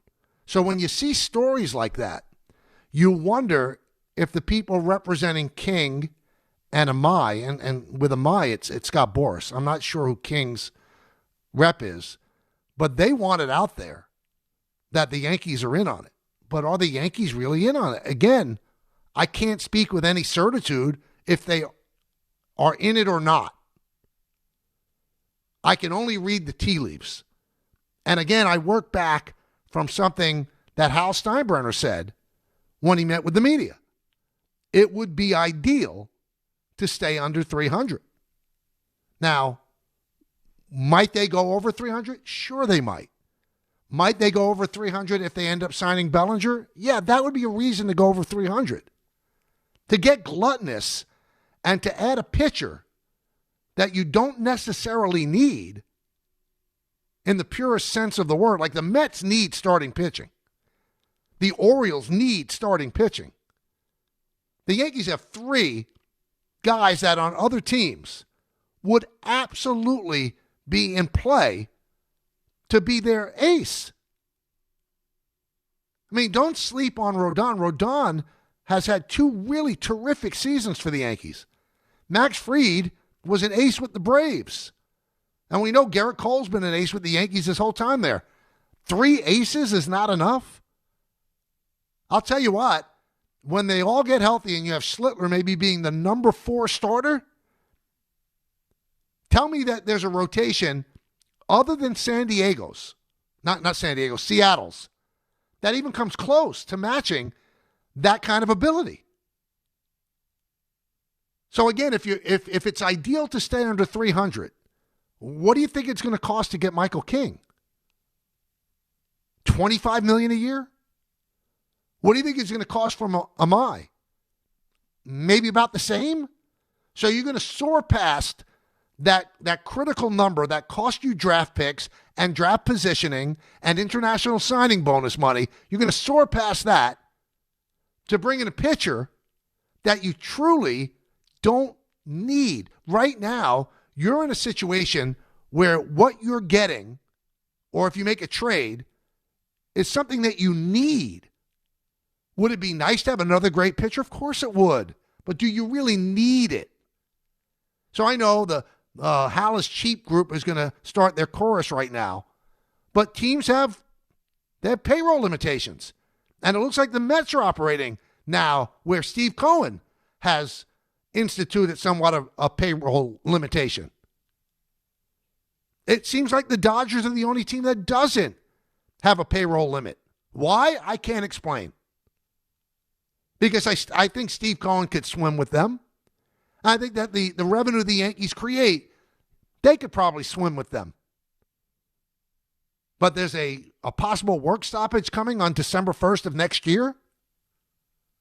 So I'm not quite certain that a big pitcher is the move they're going to make. I'm just not. I'm not certain of that. Now, I do have some information on Rodon. We'll give you that in just a moment. I do want to close out the Paul Finebaum report brought to you by Bet365. Whatever the moment, it's never ordinary at Bet365. All right, it's time for the co-host to get involved. I want to talk to you. 1-800-919-3776. 1-800-919-3776. Again, I want to talk to you. Big NBA Cup tonight and some news on Carlos Rodon when we get back on the K Show right here on ESPN New York. Listen up, football fans.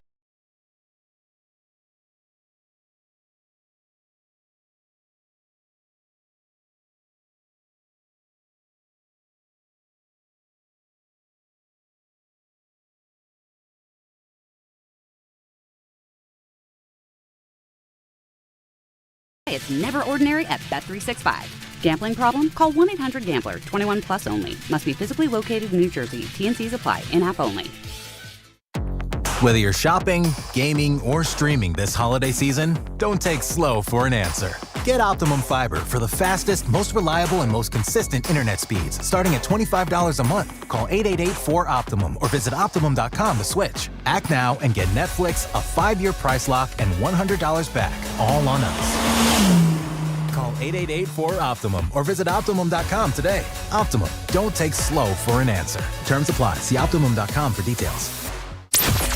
Tuesday with Don, Hahn, and Rosenberg. Will the Knicks win the NBA Cup tonight? Anytime you can play in a championship game, you embrace it, you relish it, because it doesn't happen but every so often in your career. And so to win it, it'd be an unbelievable feeling. And what will the Mets and Yankees' next moves be this offseason? Don, Hahn, and Rosenberg today at 3 on ESPN New York and streaming live on YouTube. If you've been injured on a construction site, then you need a lawyer who knows New York's unique labor laws. At the Parisman Firm, they have decades of experience handling construction accident cases and a proven track record of delivering huge results. Their team has already recovered nearly $1 billion for hardworking New Yorkers. From scaffold accidents to slip and falls and equipment failures, they've got your back. Call the Parisman Firm now at 718-WORKERS. That's right, 718-WORKERS, because your case is their cause. Get the justice you deserve today.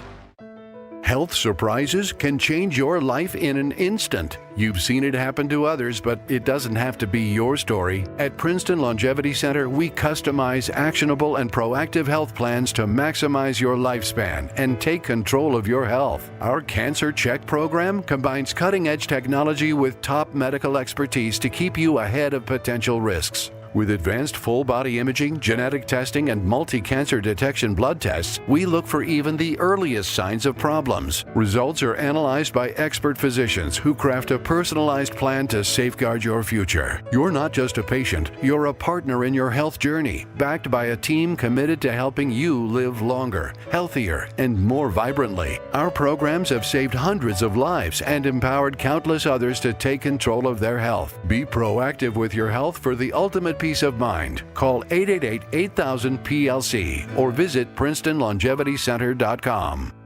Discover a driving experience crafted to inspire. At Garden City Mazda, exceptional design and sophisticated performance come together.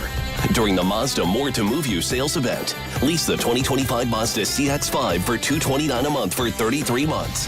Or the 2025 Mazda CX-50 for $239 a month for 33 months. Both with $49.95 due at signing. It's the Mazda More to Move You sales event at Garden City Mazda. At Garden City Mazda, expect the exceptional. I know that hiring can be challenging. You sort through tons of resumes and you get too many so-so applicants. You're just waiting for someone to match your role perfectly. Well, now, there's a place where you can meet them fast. ZipRecruiter. Need to hire right away. Start your search for strong candidates. The right fit awaits. Build your team. Build it sooner. Meet your match on ZipRecruiter. Just head to ZipRecruiter.com/ESPN right now to try it for free, and you're on your way to meeting your match. 4 out of 5 employers who post on ZipRecruiter get a quality candidate within the first day. So try it now. Go to ZipRecruiter.com/ESPN. Once again, that's ZipRecruiter.com/ESPN. Meet your match on ZipRecruiter. Try it free. Your ambition just met its match with Robinhood. Trade stocks and ETFs, options, futures, and crypto all on one platform. Get started today at Robinhood.com/yourmoney. Your money, your move. All investments involve risk, including loss of principal. Options, futures, and crypto trading carry significant risk and may not suit all investors. Securities offered through Robinhood Financial LLC, member SIPC. Futures trading is offered by Robinhood Derivatives LLC, not FDIC or SIPC protected. Crypto offered through Robinhood Crypto LLC, NMLS ID 1702840, not FDIC or SIPC protected. Portfolio management offered by Robinhood Strategies, an SEC registered advisor. No gift? No problem. With Target's last-minute gifts, the holidays are a breeze. You can score on the hottest toys, beauty must-haves, chocolatey stocking stuffers, and much more. And if you need it now, no worries. Swing by any Target store today and snag all the stocking stuffers and gifts for the most magical season yet. Step into the holidays, check off everything on your list, and save big on your last-minute gifts. Only at Target. Restrictions apply.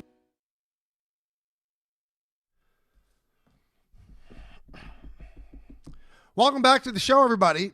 Get involved. There's an opportunity right now, 1-800-919-3776. So on the Yes Network Hot Stove show yesterday, we had an interview with Carlos Rodon.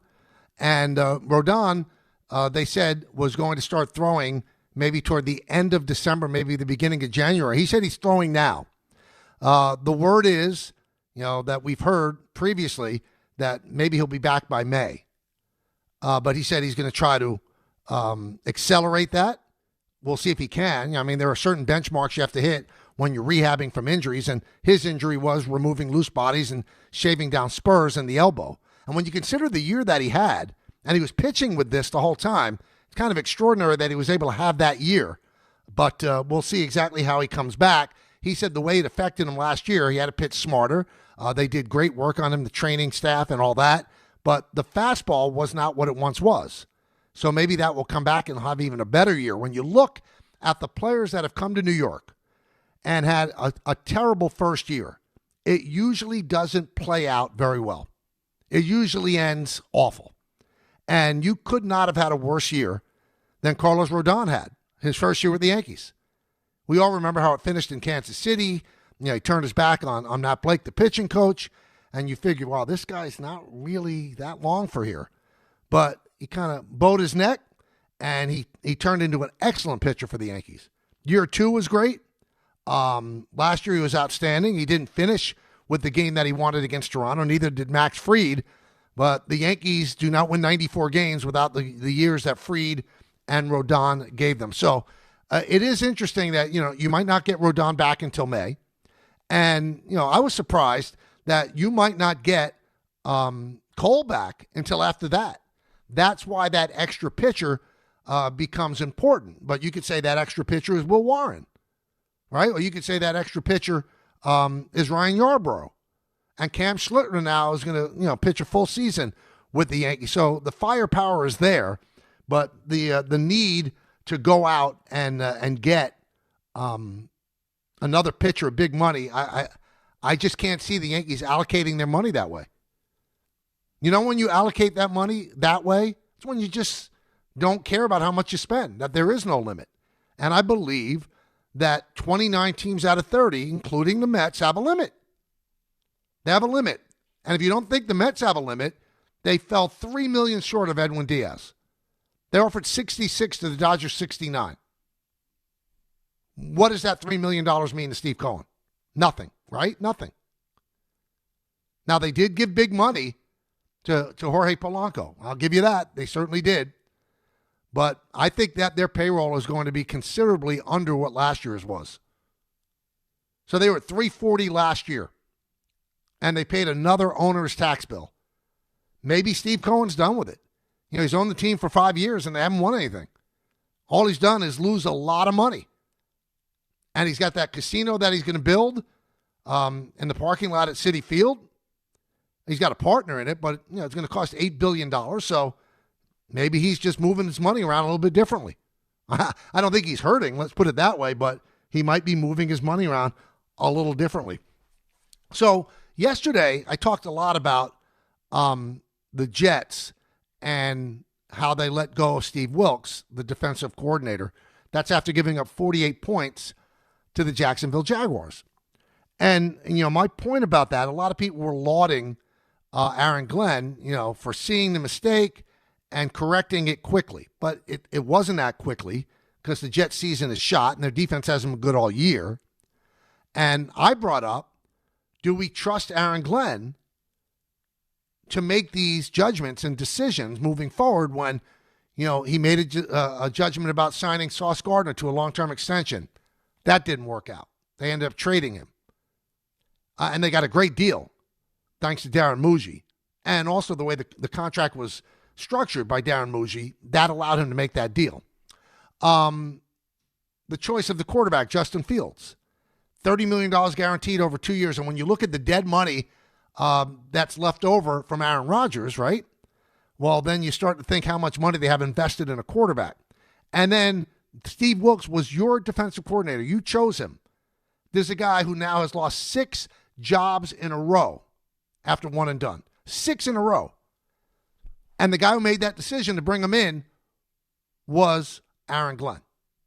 So I meant to say this yesterday, and I didn't, and somebody brought it up on X, and I want to give credit. I lost the guy's handle, but he said, you also don't bring out that they have a tremendous special teams, and that is also hired by Aaron Glenn. I left that out, and that's true. So you can hang your hat on that.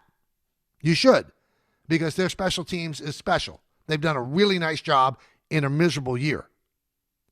But my point is, making a mistake on a quarterback is a big deal. Making a mistake on a defensive coordinator, especially when that's your area of expertise, that's a big deal.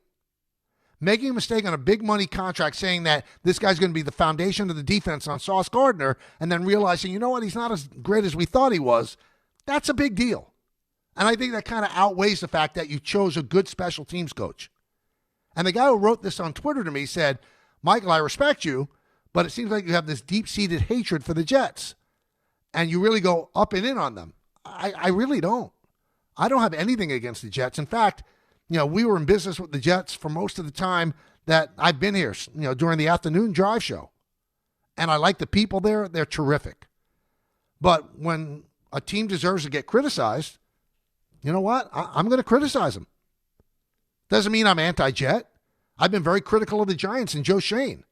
I grew up a Giant fan. Am I anti-Giant? Just because I'm negative about something or making a negative judgment on something doesn't mean that I'm against that team.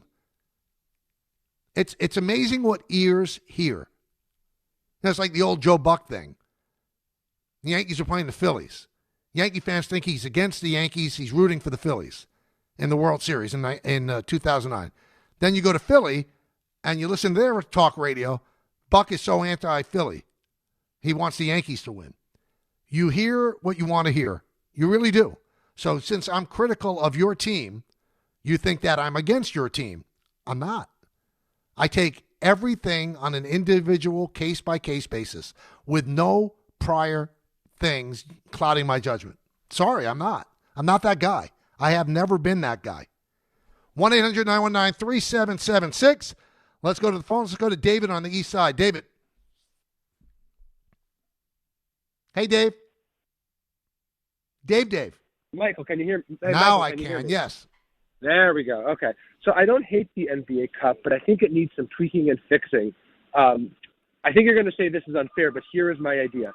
The winner of the Cup should get bumped up one slot in the playoff seedings, maybe even 2 slots if you want to be ambitious. And the reason why is you should get credit in the playoff seedings for playing hard when it matters. That's the whole point. It would cut at the problem you're trying to solve. Isn't that a little bit too much to give them for winning a tournament?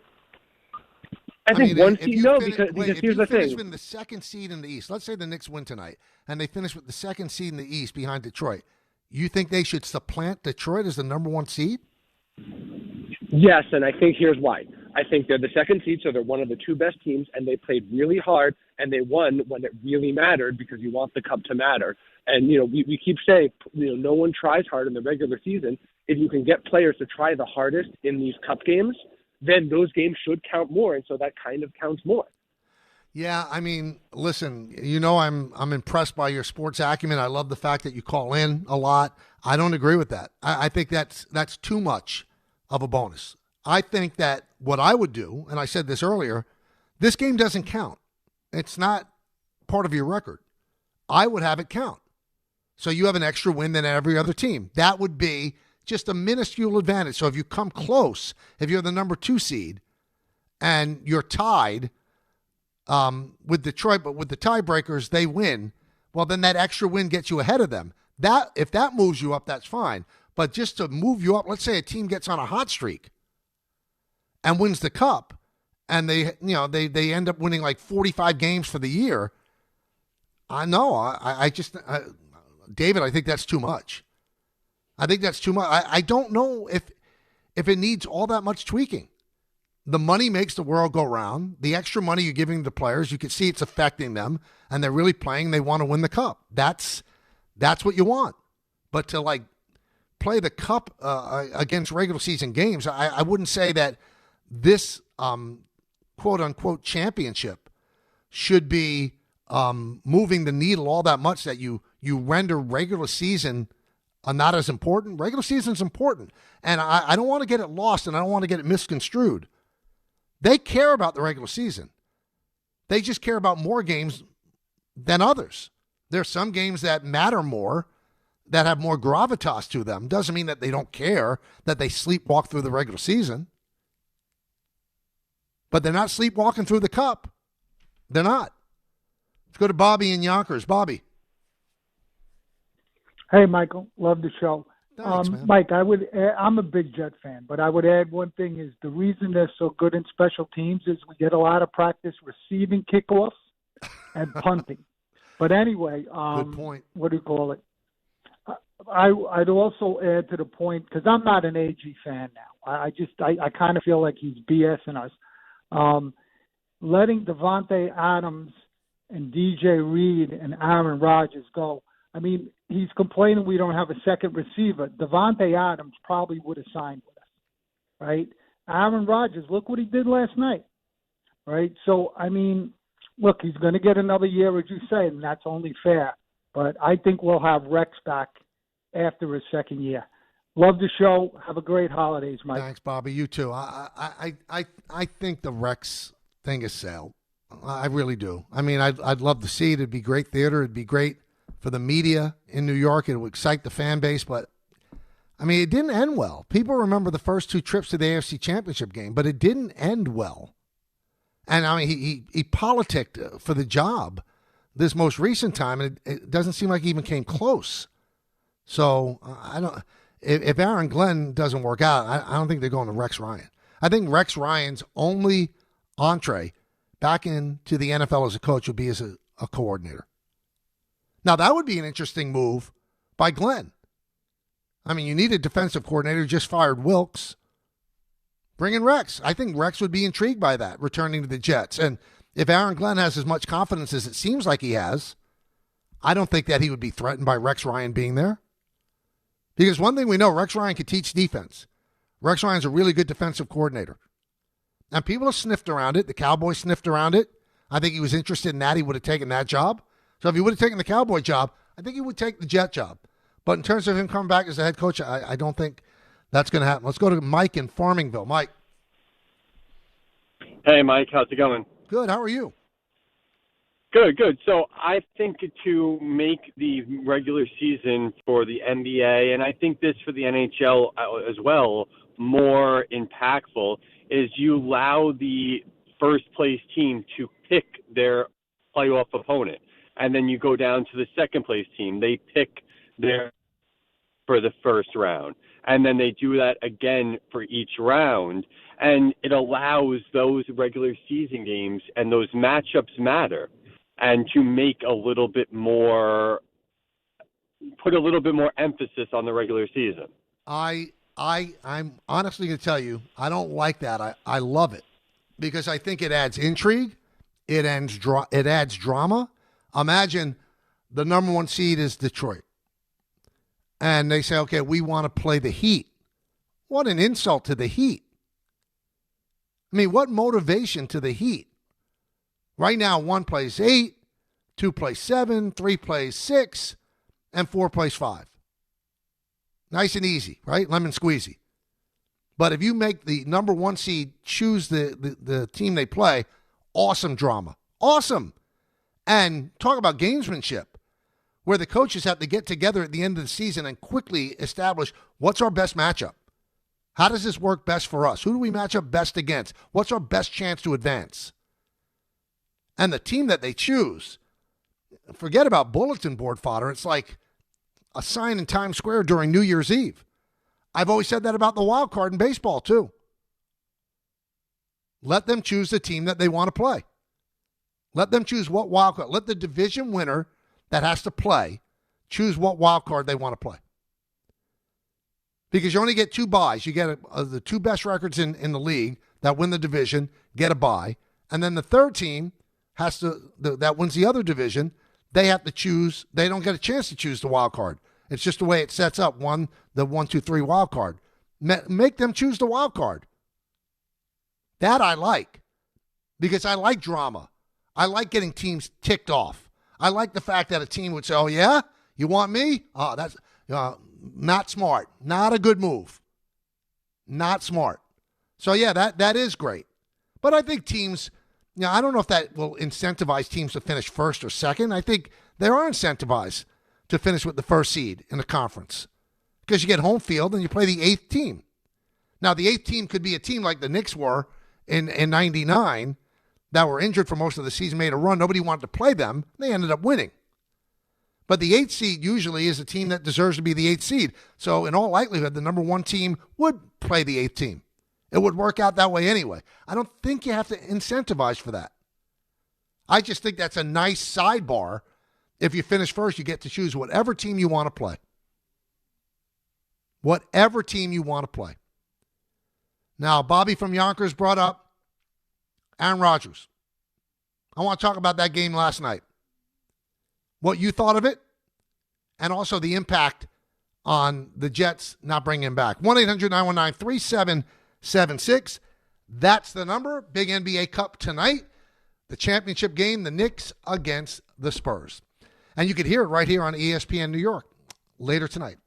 So stick around. We'll go until 3. At that time, it's Don, Hahn, and Rosenberg right here on the K Show on ESPN New York. Tuesday with Don, Hahn, and Rosenberg. Will the Knicks win the NBA Cup tonight? Anytime you can play in a championship game, you embrace it, you relish it, because it doesn't happen but every so often in your career. And so to win it, it'd be an unbelievable feeling. And what will the Mets and Yankees' next moves be this offseason? Don, Hahn, and Rosenberg today at 3 on ESPN New York and streaming live on YouTube.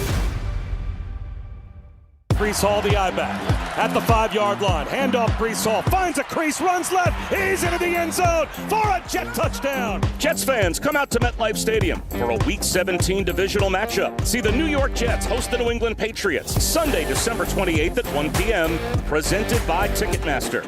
Lock in your seats now at nyjets.com/tickets. Once again, that's nyjets.com/tickets.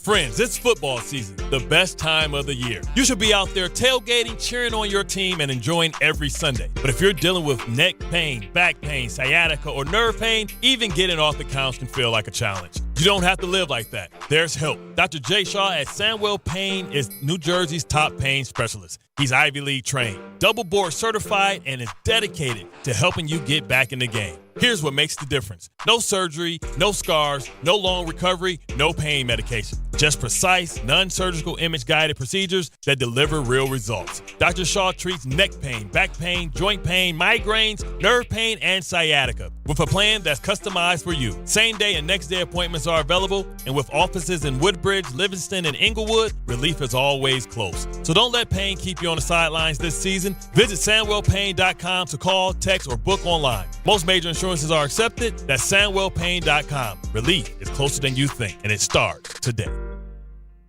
The holidays are here, and Amazon Pickup is your MVP of package pickup. Need that perfect gift like a brand new jersey for the big game? With Amazon Pickup, you can grab your order from secure Amazon lockers or counters near you on your schedule at no extra cost. It's fast, it's easy, and it keeps your holiday surprises tucked safely away. So whether you're running from work or heading to the holiday party, Amazon Pickup makes holiday shopping worry-free. Find your nearest Amazon Pickup location at amazon.com/pickupmvp. That's amazon.com/pickupmvp. There are a lot of reasons why people buy at Ramsey Mazda. It's their selection, it's their customer service, and it's their savings during the More to Move You event. Lease a new Mazda 2025 CX-50 2.5S Select with all-wheel drive for $199 for 36 months. Start shopping now at RamseyMazda.com. Choose wisely. Choose Ramsey Mazda. Call 833-853-2970 for lease details. VIN SN385912. MSRP $32,795. Zero security deposit. Ends 1/2/26. Every aspect of your business will operate better and faster with artificial intelligence. AI is a race, and companies that act first will win. Thrive Managed AI is your advantage over all your competitors. Thrive partners with you on a smart, secure AI strategy for your business. Then they deploy and manage it for you. Be first and win the race with Thrive Managed AI. Start with a complimentary strategy consultation at thrivenextgen.com/ESPN. That's thrivenextgen.com/ESPN. New York Lottery's holiday scratch-off games are the perfect gift for everyone on your list. Like me, your Aunt Jules. I told you I didn't need a gift this year, but I secretly really want one. Or me, your neighbor Frank. I hope you didn't forget I'm coming to your holiday party tonight. Or me. Why does no one ever think of the voiceover guy? Anyway, New York Lottery's holiday scratch-off games have more winners and top prizes up to $5,000. Please play responsibly. Must be 18 plus. Gambling problem? Call 1-877-HOPE-NY or text HOPE-NY. This holiday season, let Navy Federal Credit Union make moments feel extra special. With the Cash Rewards and Cash Rewards Plus cards, you can earn a $250 cash bonus when you spend $2,500 in the first 90 days. Offer ends January 1st, 2026. And you could earn up to 2% unlimited cash back while you shop. Join now at NavyFederal.org. Navy Federal Credit Union. Our members are the mission. Navy Federal is insured by NCUA. Cashback terms and conditions apply. Visit NavyFederal.org/cash rewards for more information. Clinton Yates here, and the holidays are upon us, full of gatherings, toasts, and plenty of cheer. And if you're like me, you want every moment to shine. That's why I head to Total Wine & More, where you'll find it all at the lowest prices, from rich whiskeys and smooth tequilas to festive liqueurs and elegant champagnes. And if you're not sure what to grab, their guides will help you find bottles that impress. You'll always find what you love and love what you find only at Total Wine & More. Spirits not sold in Virginia and North Carolina. Drink responsibly. B21. The NBA is happening Christmas Day. 5 games, 1 unforgettable lineup. That's what Christmas is all about. Buckets for breakfast, breakaways for dessert. It's the holiday tradition. Christmas is our day. With star power from across the globe. The stars, they are going to be out. The best gift, you don't even have to unwrap it. We want to say Merry Christmas and Happy New Year! NBA Christmas Day begins at noon Eastern on ABC and ESPN.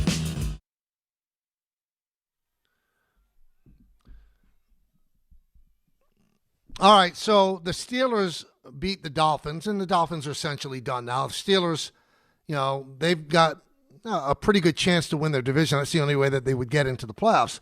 And Aaron Rodgers threw 2 touchdowns. There was one of the touchdowns he threw to DK Metcalf. I mean, it was an absolute laser that he got past a defender that was right there. He somehow got it past him. And even Troy Aikman said, I don't think he saw that guy, but still, it was thrown so hard that the catch was made and DJ Metcalf ran the rest of the way for a touchdown. And as I'm watching the game last night, I thought to myself, so I understand why Aaron Glenn did what he did with Rodgers. But the Jets are still saddled on their cap situation by the dead money left over by Rodgers. So I would ask everybody this. If the Jets kept Rodgers, which in turn meant they would have kept Devontae Adams, who was having a really good year for the Rams before he got hurt on Sunday. I think it was a hamstring. Don't you think the Jets would be, not even a little better, but a lot better? And when Aaron Glenn talks about installing his culture, I would say that the best culture that you can install is a culture of winning. So Glenn, to me, seems like a guy who's quite sure of himself and his capability. So should he have been concerned that Aaron Rodgers, who at the most has maybe another year left, would be undermining his authority? Because to me, the most important thing to build a winning culture is to win. You can't tell me that what the Jets have done this year has done anything to advance their culture. The players are down in the dumps. All they do is lose. They usually lose in an embarrassing fashion. Aaron Rodgers is their quarterback rather than Justin Fields or Brady Cook or Tyrod Taylor. I'm sorry. He's a tremendously better quarterback than those. And he's showing that this year with the Steelers. And he's not having a great year. He's not having one of his 4 MVP seasons. I'm not saying that. But he is a competent quarterback. You can see there was one play yesterday. He hurried up a snap because he saw in his mind that there are 12 players on the field, that the Dolphins didn't get a guy off. And he was one step away from the sidelines. And Rodgers saw it. The officials didn't see it. Rodgers complained, and that got them a huge first down that ended up leading to a touchdown. That's what a veteran sees. You don't think that would have been better for Garrett Wilson? And you don't think Devontae Adams being there would have been better for them as an offense and open more things up for Breece Hall? I'm just saying, I'm not criticizing them for doing it because I kind of get why they did it because you've listened to me over the years. I know that Rodgers is a pain in the rear and he thinks he's smarter than everybody else. But when it comes to football at his position, you know what? He might be smarter than everybody else. So if you're a Jet fan, think about this. Would you rather have Aaron Glenn maybe questioned on some things by a veteran future Hall of Famer and maybe win 8 games this year? Or do you like it the way it's gone this year? I don't think that you could look and take anything positive out of this season. Nothing. What positive are you taking out of this? The positive is, you've eliminated Justin Fields as a future quarterback. And, Brady Cook, he looks somewhat workable. Maybe he could be QB2 on a good team, but they're still QB1 away. They're still QB1 away. They would not have been this awful with Aaron Rodgers. NBA Cup tonight, so a lot of people are saying, well, why does it take money for players to play hard? Well, you know what? Tennis players and golfers, they make a lot of money on endorsements and stuff like that. What drives them? That prize money. That prize money drives them. So giving extra prize money to make something important in the NBA season, I have no problem with it at all. If the NBA Cup Championship interests you, you could watch it on Prime, and most importantly, you could listen to it right here on ESPN New York. I'm looking forward to it. I can't wait to see the game and see how the Knicks do against Wemby and the Spurs. Coming up, Don, Hahn, and Rosenberg. I'll be back again tomorrow at 1. In the words of Billy Joel, life is a series of hellos and goodbyes. I'm afraid it's time for a goodbye again. See everybody. Have a great day. Tuesday with Don, Hahn, and Rosenberg. Will the Knicks win the NBA Cup tonight? Anytime you can play in a championship game, you embrace it. You